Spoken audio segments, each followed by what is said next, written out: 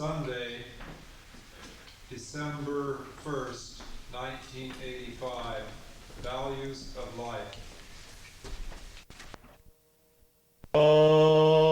Pritiryavivekanang vishayeshu anapayini tamanusmarato shami hidayadapasarpatu Om Shanti Shanti Shanti Hari Om Tat Sat. The great devotee of Indian Lord, Prahlad, who has been quoted by Swami Vivekananda in his Bhakti Yoga for his beautiful statement about devotion. He says, O Lord, I am a truth seeker. But a truth seeker has to have abundance of inner motivation. He cannot be lazy or idle. So he has been praying, O Lord, make my mind enthusiastic, make me serious-minded to have that experience within myself.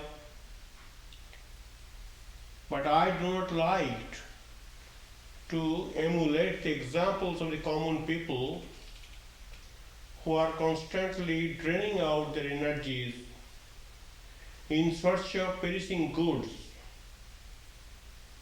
I like to enjoy that supreme beatitude within myself, but at the same time, I want to be a serious-minded truth seeker by emulating the examples of the common people in seeking perishable goods.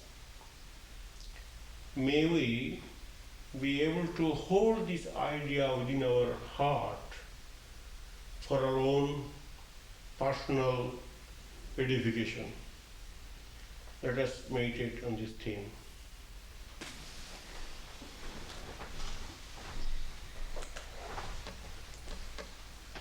Good morning, friends.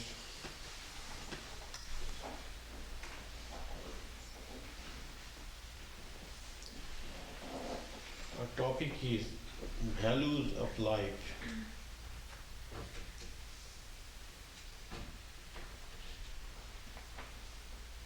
When we go to the store, we are concerned about the values of particular merchandise we want to purchase.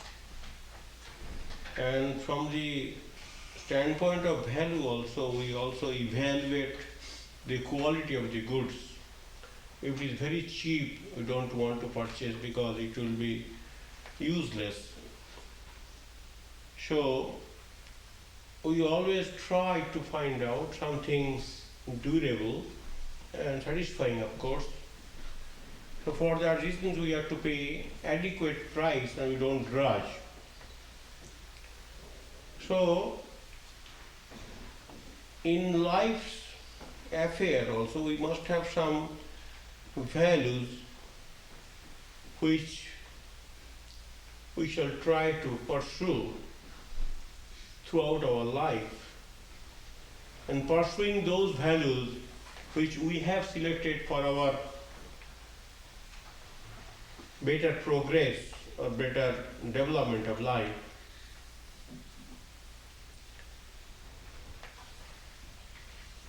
we can make ourselves happy. Now, most of the people are so much confused, so they have got no idea what is good and what is bad. So we follow the ordinary methods of life which has already been espoused by the multitude. And by doing so, we also follow their same fate. We cannot change ourselves from the stagnation and vegetation of the multitude. in Indian lore, it is stated that when the leaders of a country, a city, town, or village take to immoral behavior in their dealings with the public, then the dependents and the subordinates surrounding them aggravate the immorality. The immoral behavior eclipses duty, honesty, and religion, and that land becomes God forsaken. Because God has created this world for His purpose, for the well-being of the people in having that supreme knowledge of God. If that purpose is frustrated, if that purpose is not served, if the eternal values of life which have been espoused by the illumined souls or by great thinkers of eminence are neglected, then naturally the country is or community is bound to be plagued by many maladies. Albert Schweitzer, he represents the modern thinking Europe or Western world. He went to Oslo in 1952 to accept the Nobel Peace Prize. As a spokesman of human well-being, he articulated his deep distrust about modern civilization, which has given birth to technocratic fascism. To a society of well-fed, unthinking robots, man in this age is unfree, unconcentrated, incomplete, in danger of losing his humanity. He further says, society with its developed organization exercises a hitherto unknown power over man. Man's dependency on it has grown to a degree that he almost has ceased to live a mental existence of his own. Our intellectual, emotional life is disorganized. The over-organization of our public affairs culminates in the organization of thoughtlessness. For 2 or 3 centuries, many individuals have lived only as working beings and not as human beings. So, we all know that we are not enjoying our life in a way we wanted to enjoy it.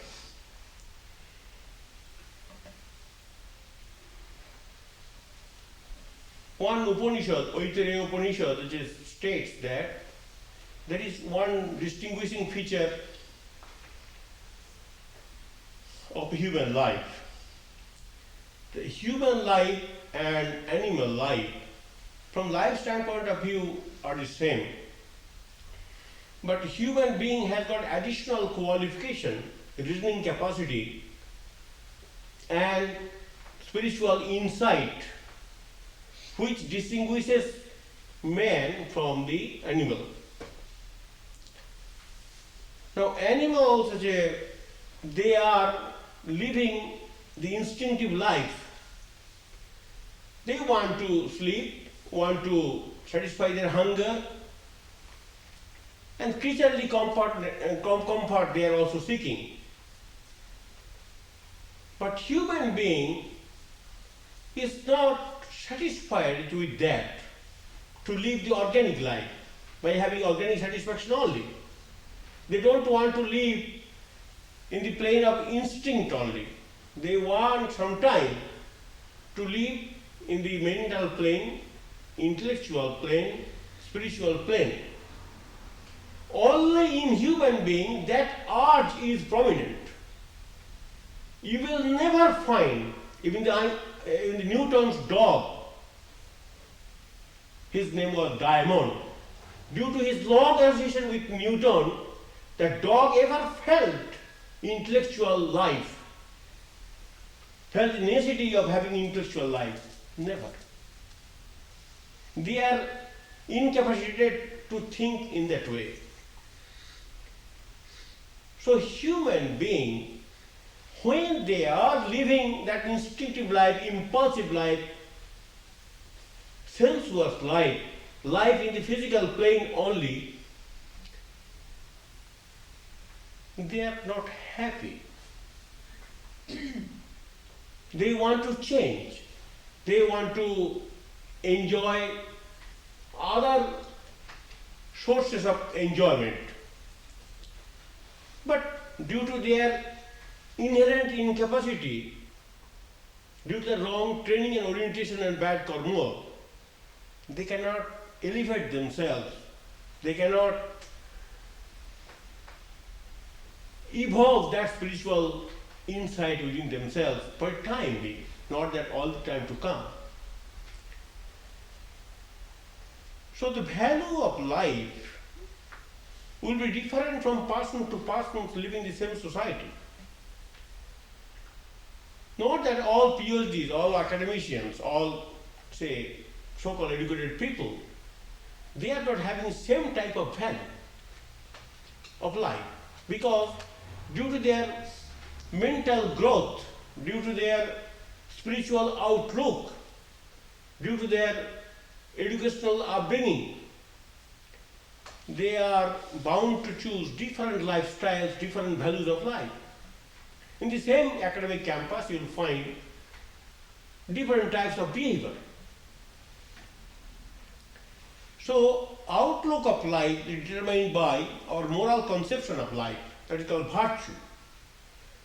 Virtue means which upholds, which strengthens, which integrates, which brings peace, which brings sense of unity, which brings happiness or enlightenment.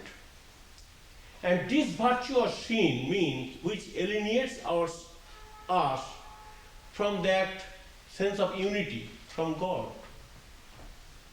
It whips up the emotions in our life, and we become very much impulsive. And due to that impulsive habit or training, we degrade ourselves. We feel the gravitational pull of these wrong impulses to lead us somewhere which is not divine or spiritual. So we must have some clear conception of life, and to have that, we have some additional qualifications within ourselves to choose that sort of life, to advocate that sort of life, to opt for that sort of life. Unless we are endowed with that special gift, Shakti qualifications, or spiritual orientation, or virtuous outlook, how it is possible for me or for us to think of anything apart from impulses? So virtue is the soul. It gives flavor to the smallest leaves of life. Virtue means quality, qualitative improvement of life.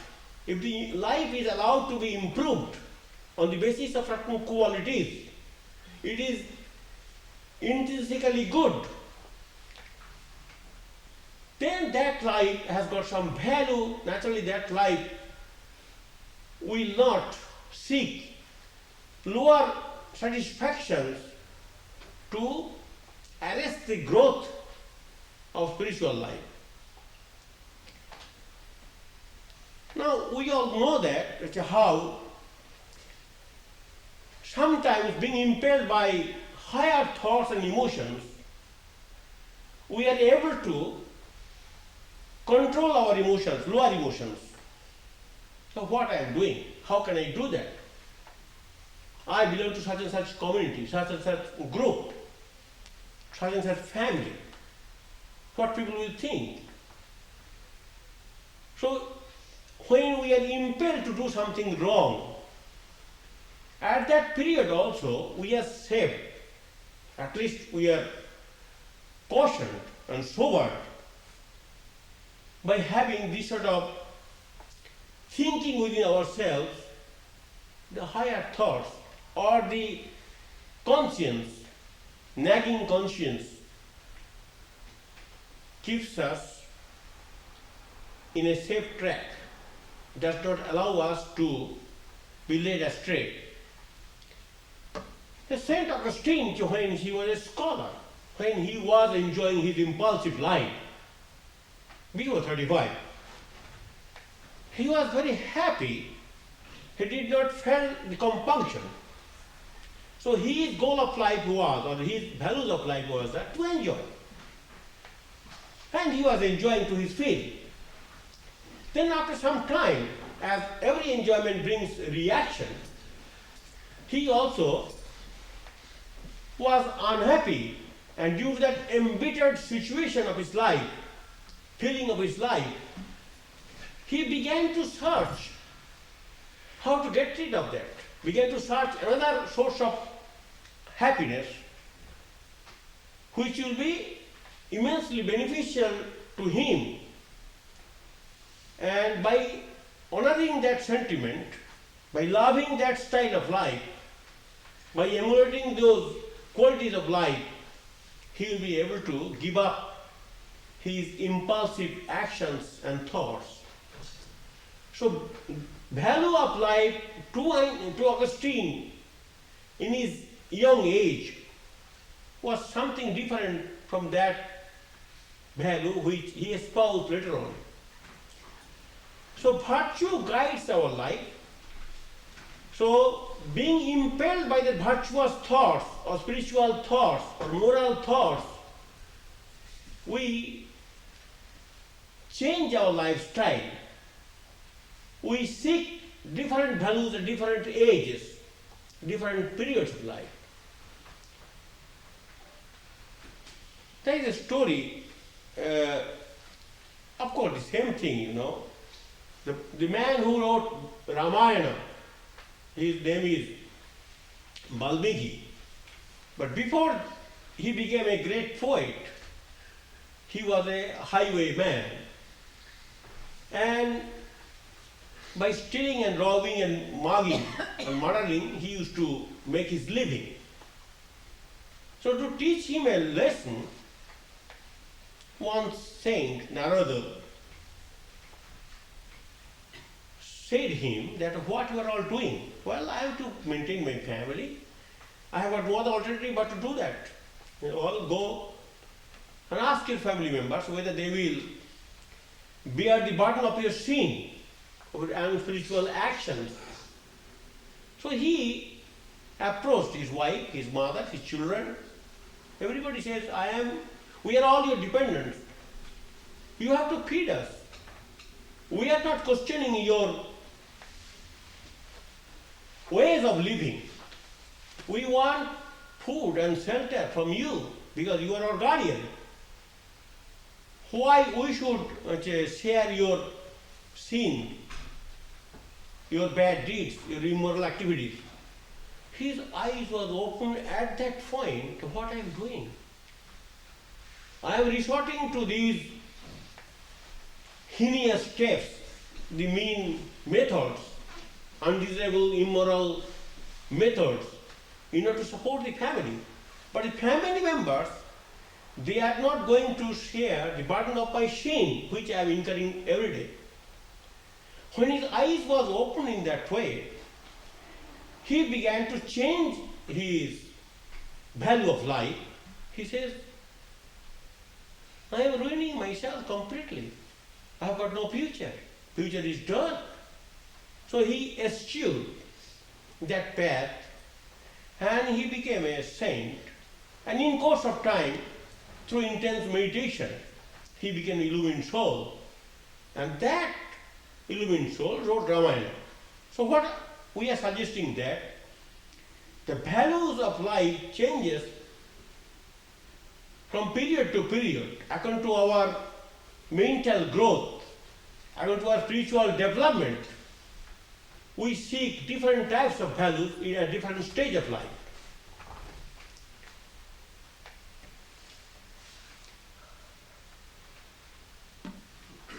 Now the etherly, that man who was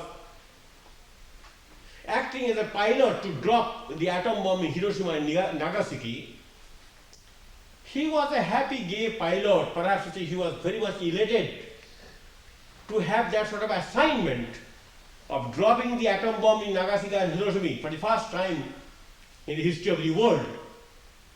But after dropping it, after witnessing this massacre, the destruction, the woes and anxieties of millions of people, he was a different man. He was no longer that happy guy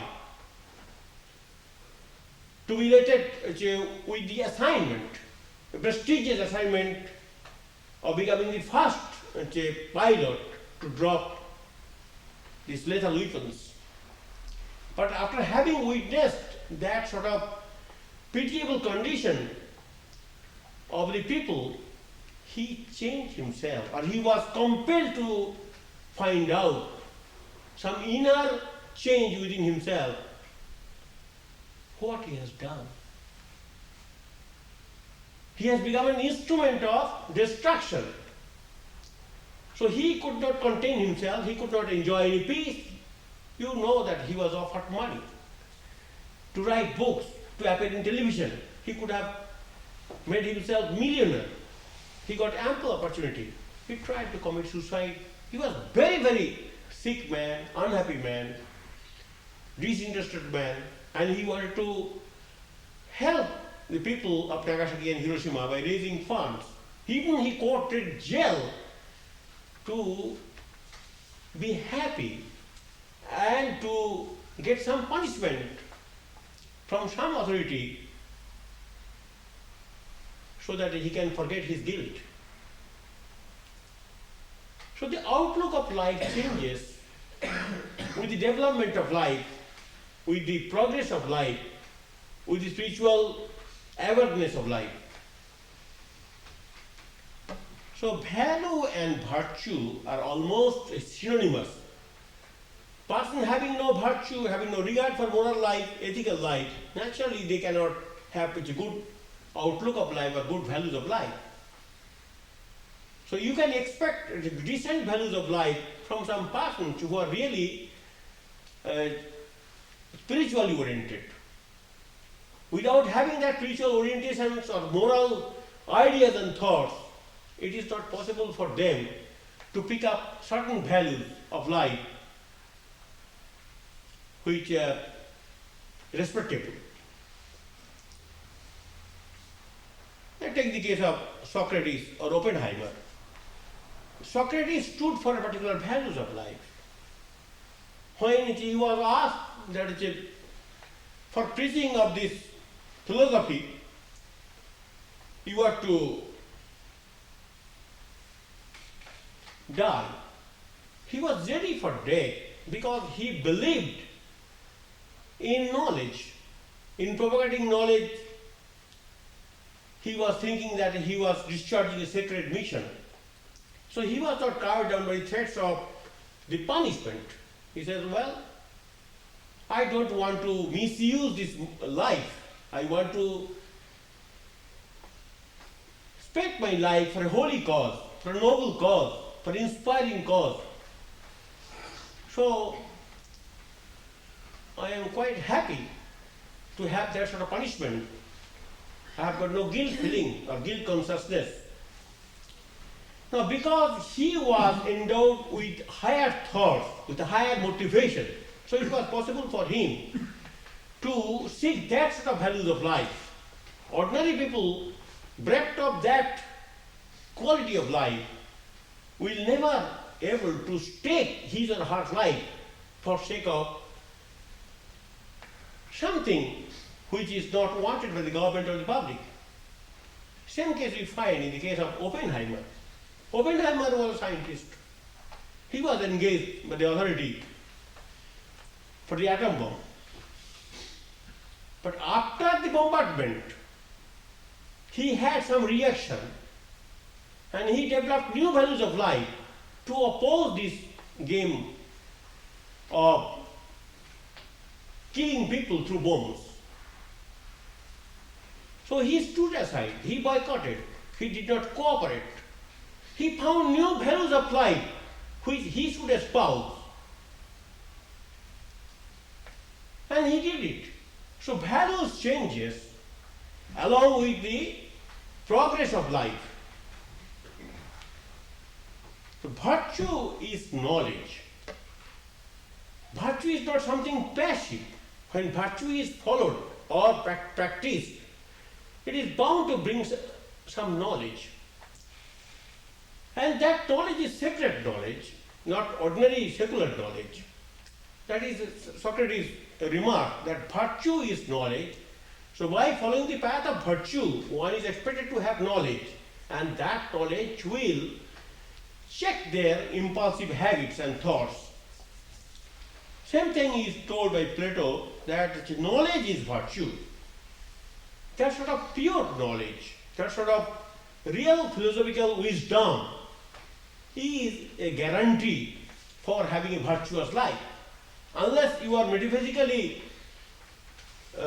oriented, how it is possible for you to follow a line of action and values of life which will be edifying and satisfying? So,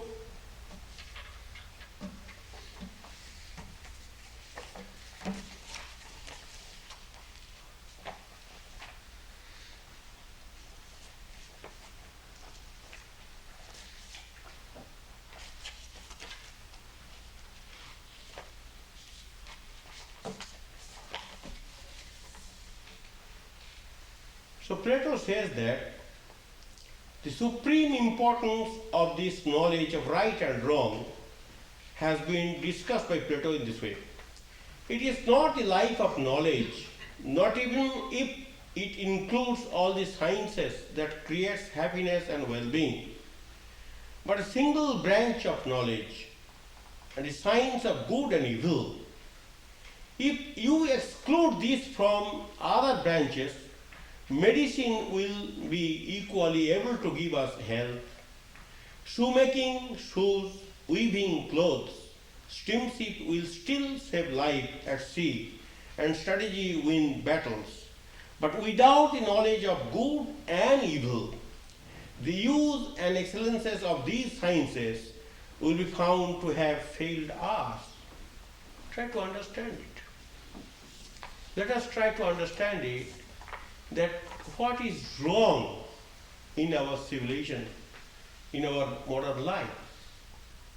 We have got enough sciences, enough technology, enough know-how, but why you are unhappy today? We have manufactured these machines, and the machines have made us slaves. We are prisoners to the machines. Machines are sitting tight on our chest, doesn't allow us to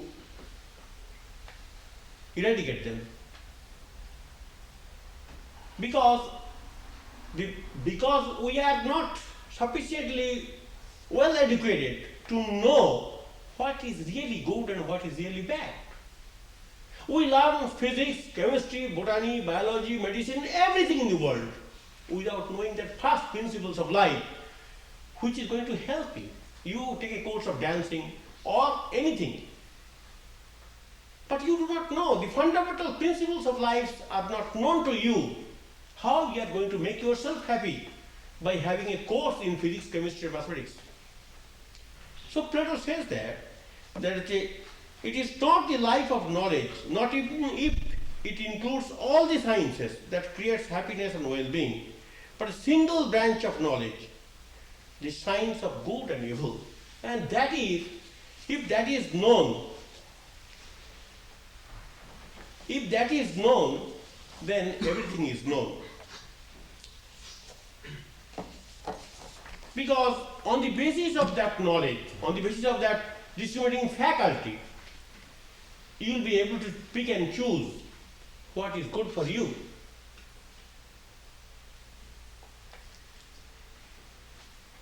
So the Upanishad writes that Shreya and Preya, there are certain lifestyles which are to be followed for the beautification of our life They may not be very pleasant at the outset, but it will bring blessings to our life afterwards. It may be painful to the beginners, no doubt about it. But apparently pleasant life, gay life, happy life, impulsive life, they are very happy at the very initial stage of their life. But that happiness wears out in course of time, and they are bound to be disappointed or depressed or frustrated, because this sort of impulsive satisfaction in the long run creates pessimism, cynicism, and depression and frustrations in human mind. So which is apparently satisfying, that should not be followed by those who want to have real enjoyment in future. If they do not want to stake their future, if they are not impulsive, they must be thoughtful. And in order to be thoughtful, you must be well aware of the pitfalls of life by knowing what is good and what is bad. So, we are to make progress in material life, in mental life, in intellectual life, in spiritual life. Let there be simultaneous progress in every field of life. That does not mean those who are opting for spiritual life, they do not enjoy their material comforts, or they are careless about their mental development or intellectual development. They are well aware of the necessities of these faculties of life, and they give their best time for that, no doubt about it.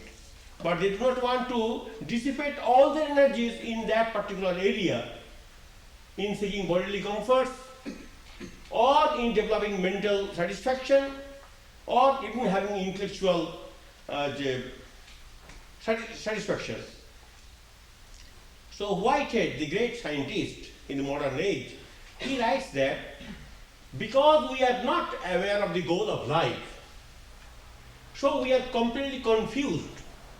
The greatest theologians, greatest scholars of this age are confused. They cannot give any direction to the public in which way they can be happy. What should be the real values of life to be cherished by humanity in order to be happy? Because they themselves are confused. So confused people, blind people, cannot lead others. So Heisenberg, one great scientist, he also says that we have been inventing formulas, trying to understand the deepest secrets of nature. But can we say we are happy by having this sort of knowledge?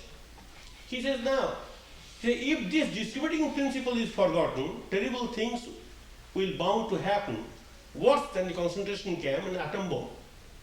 Now say there is no concentration camp, but there is no atom bomb at all. But people are not aware of good and evil. People are living their impulsive life because they are not tutored, they are not educated, they are not given the opportunity of pursuing higher goals of life. Having no concentration camp or atom bomb, these sort of people composing any society will make everybody unhappy. And offshoot that unhappiness is bound to bring concentration camp and atom bomb. Atom bomb and concentration camp is a brainchild of impulsive habits and thoughts. Because we are spiritually deprived due to lack of spiritual orientation, we bring forth all these ideas and suggestions and try to practice upon others in order to have some satisfaction in our field of enjoyment. So you should not think that certainly atom bomb has come, a concentration camp has taken place. It only indicates that people are completely deprived of spiritual values of life.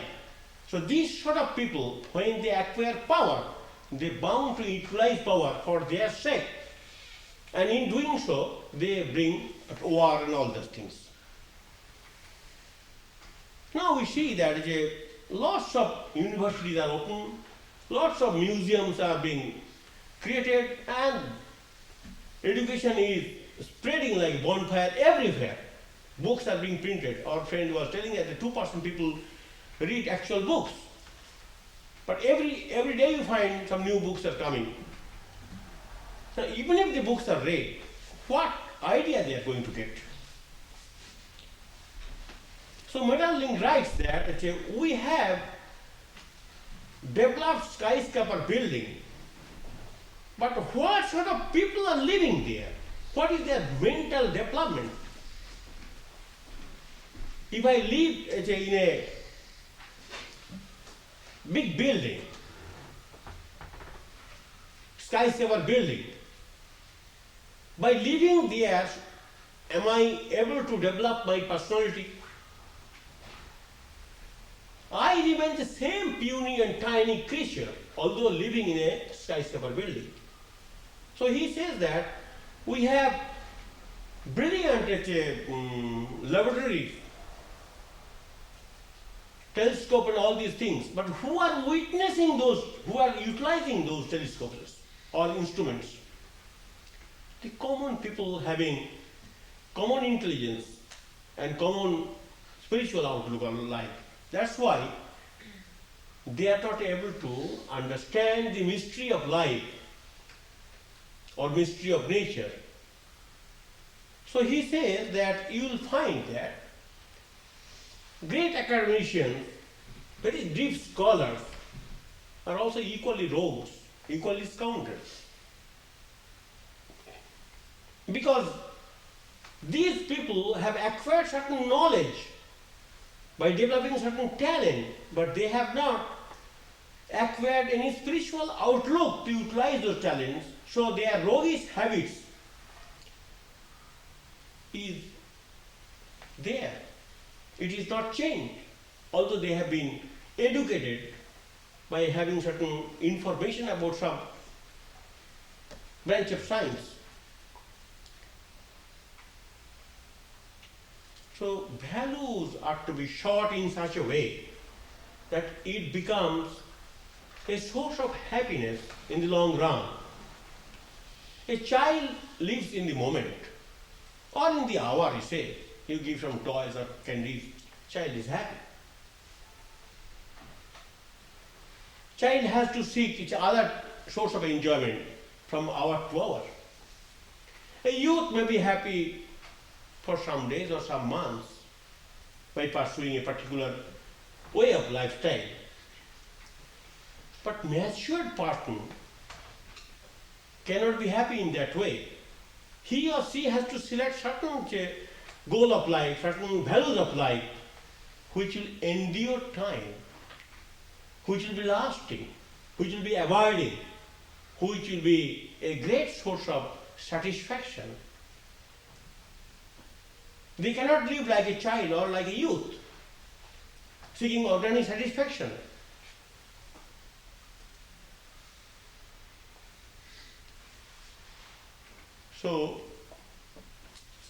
So we find that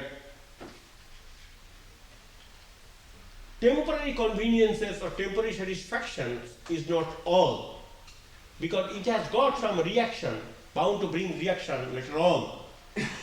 So those who are matured, well informed, well educated, or well observed, wise, these sort of people will not be tempted by seeking certain immediate conveniences or pleasure in the lower plane of life.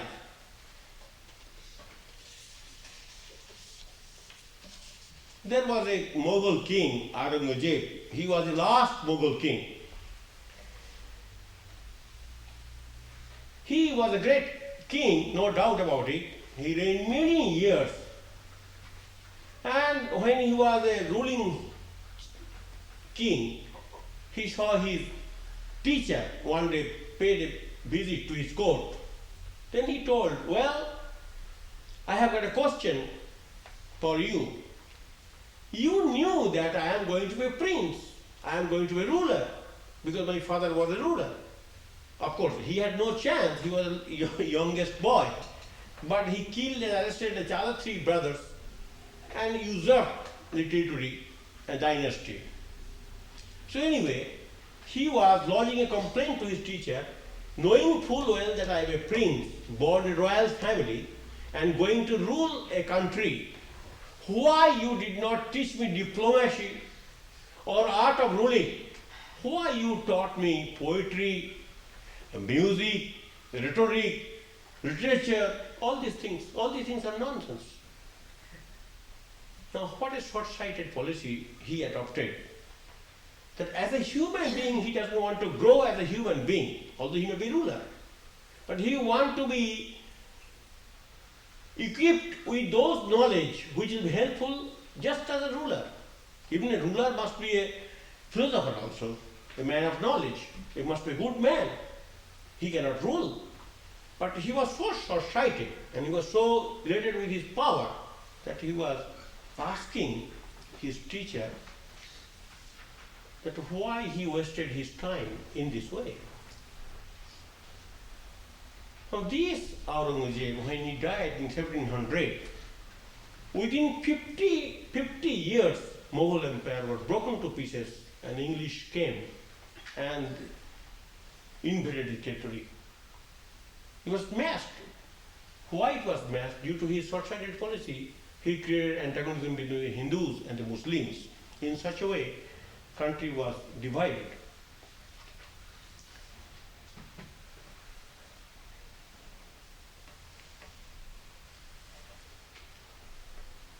So,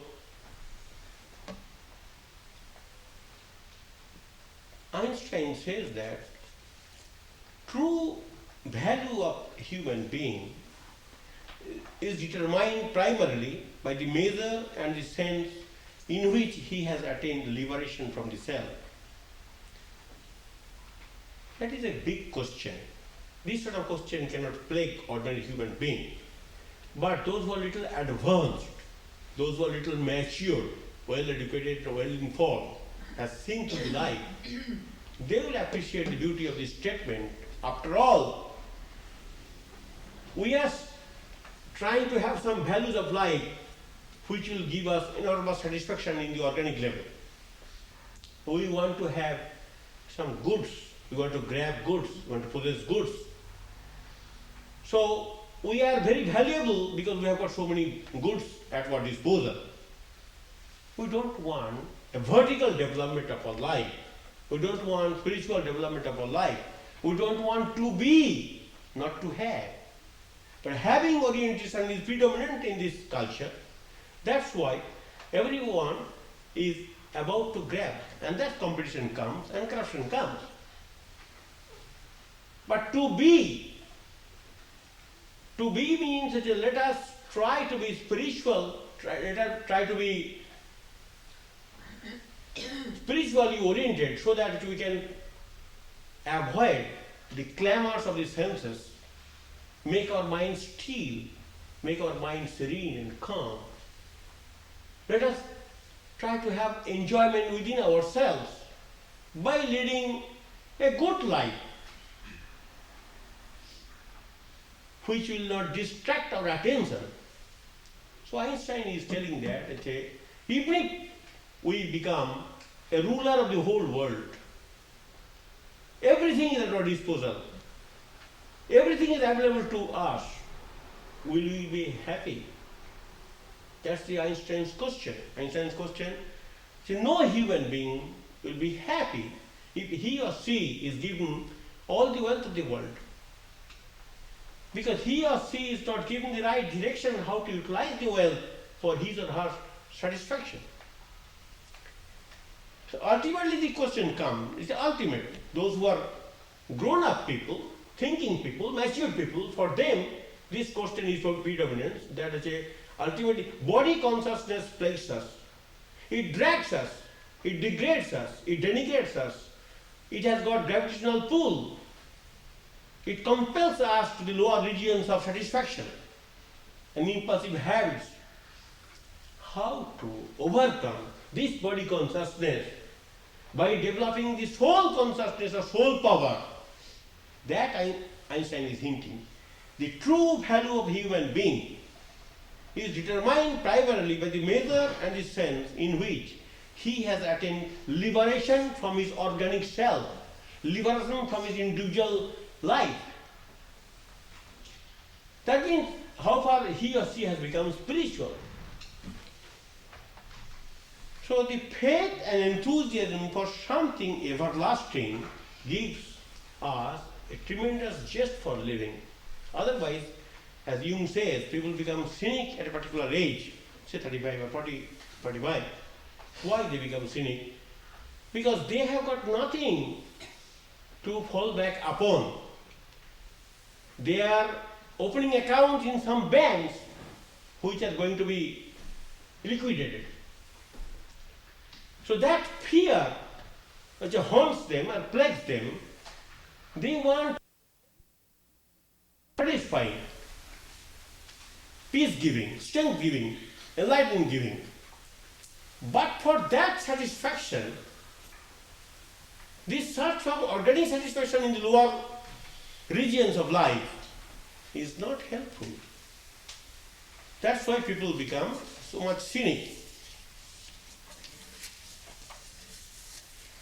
Well, India down the ages discovered the supreme source of human happiness. India has held that goal of life down the ages.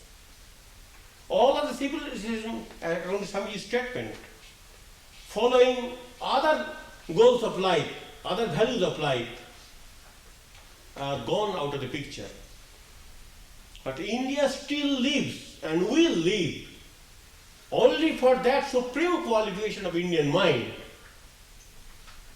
that it has been indoctrinated to the Indian mind by its sages and saints, illumined souls and prophets, that this freedom which Einstein is hinting, unless we are able to liberate ourselves from the body consciousness, unless we are rooted to self, unless we are spiritual, unless we seek that freedom, which is called moksha, freedom. I want to be free. Life itself is value. Life has got tremendous value, but we do not know how to utilize this life. That's why we are not happy with our life.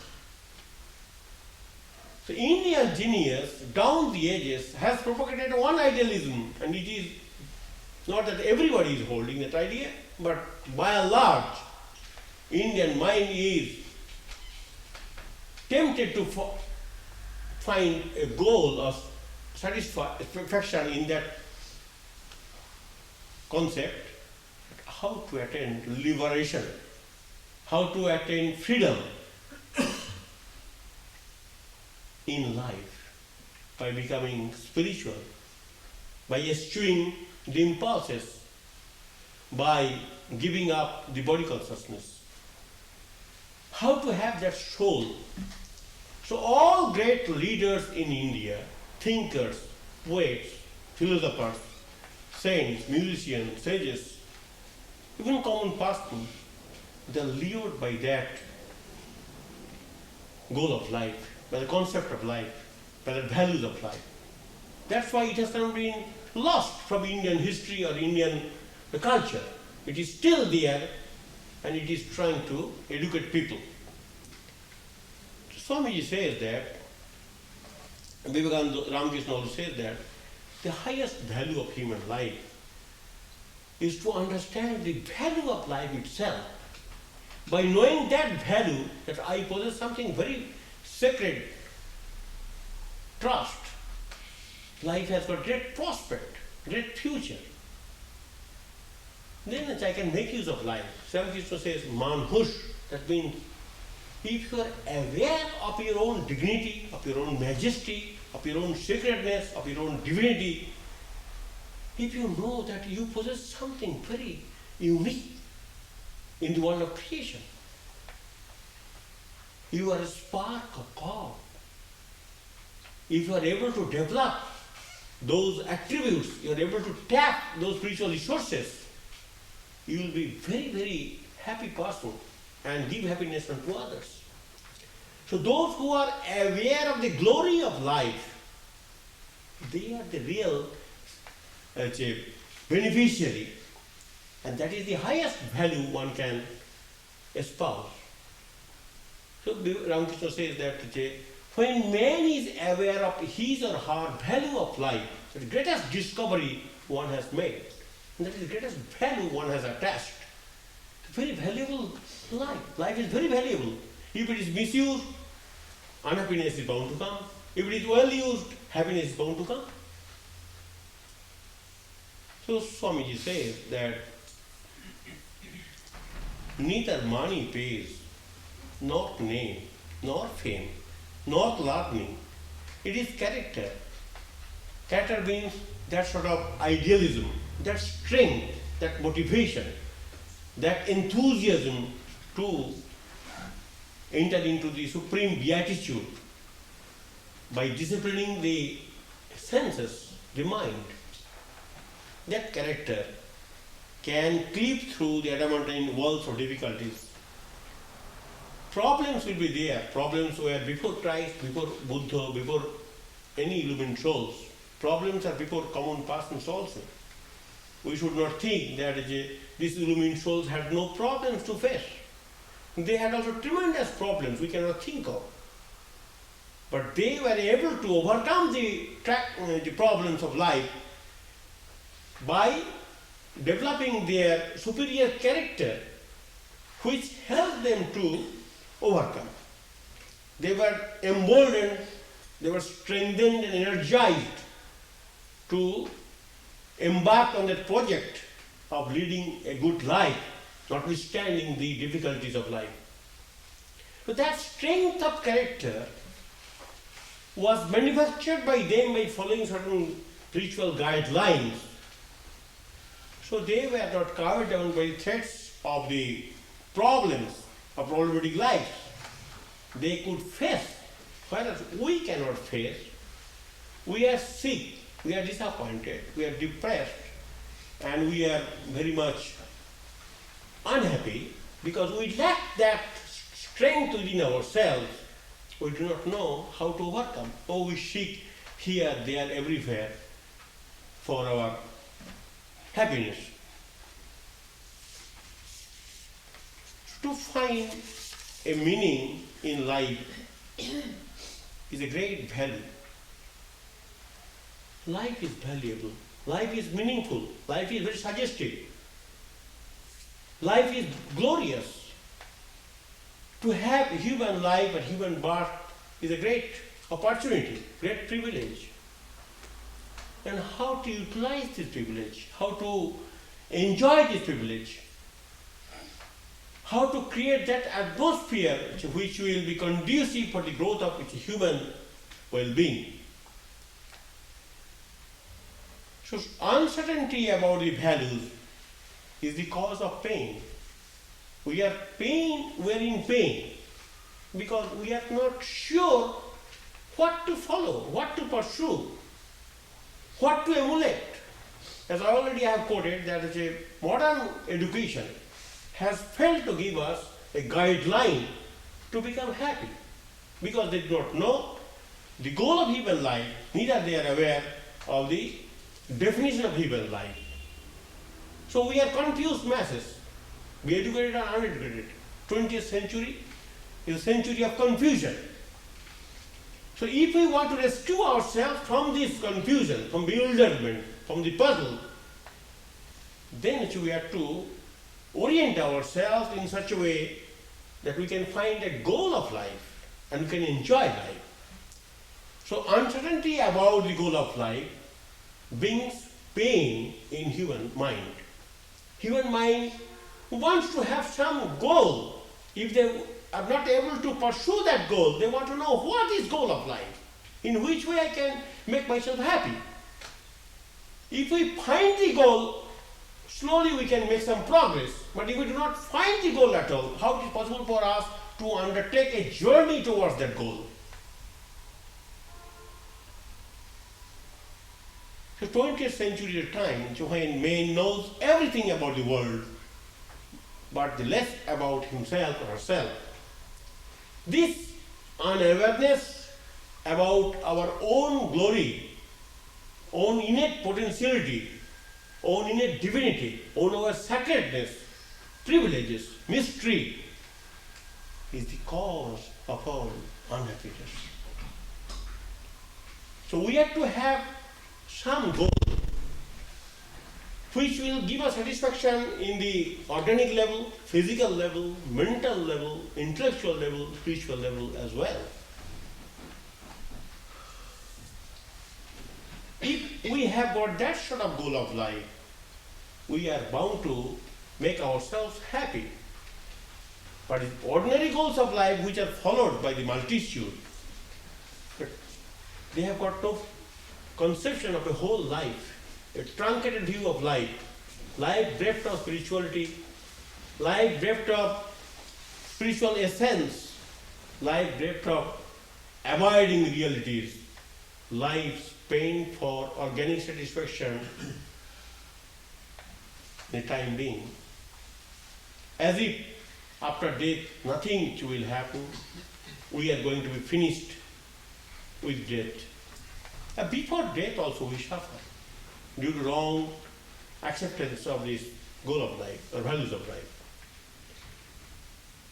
So we have to accept certain values of life which will give us satisfaction in every phase of life, in our physical life, in our mental life, in our intellectual life, in our spiritual life. So any short-sighted policy, either giving too much importance to the spiritual side, neglecting the intellectual and physical side, is also equally bad. Equally bad. Upanishad writes that equally bad, dangerous also. So Swamiji says that it's a comprehensive view of life and all-round development of human faculties should be the aim and object of a human being. So we have to accept certain values of life which can foster the growth of a human life in a desired way. Rest of it.